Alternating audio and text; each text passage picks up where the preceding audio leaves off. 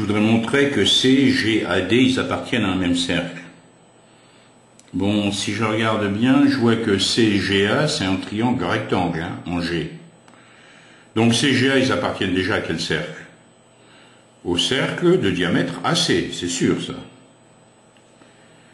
Puisque le cercle circonscrit ici au triangle rectangle, il a pour diamètre l'hypoténuse. Ce qui serait intéressant pour moi, c'est que CDA, ça soit aussi un triangle rectangle en D. À ce moment-là, on serait certain que D est aussi sur le cercle de diamètre AC.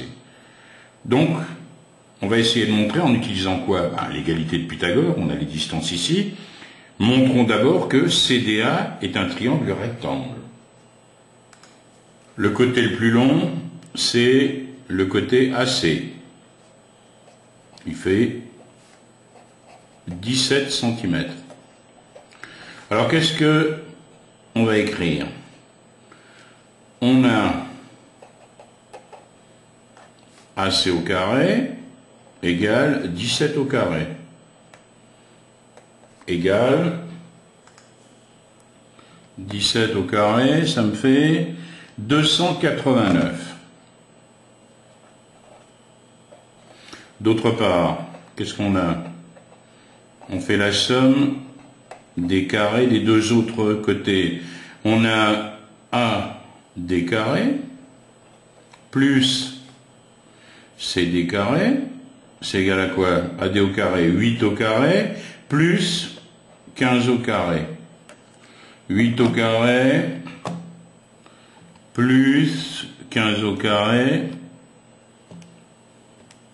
cela me donne aussi 289.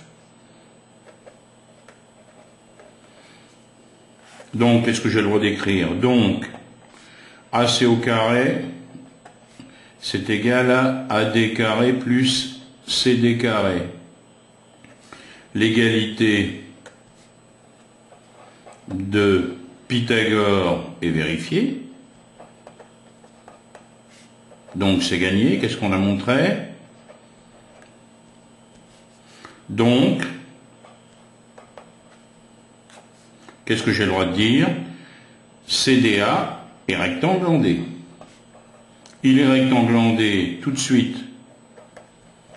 Je vais reporter ici un petit codage. Voilà ma situation. Montrons que CDAG sont sur un même cercle. Je sais que CGA est rectangle en G. Donc, AGC, les 3 points, sont sur le cercle de diamètre AC. De la même façon, ADC, rectangle en D, je viens de le montrer. Donc, AD et C sont sur le cercle de diamètre AC. Je précise la propriété que j'ai utilisée. Si un triangle est rectangle,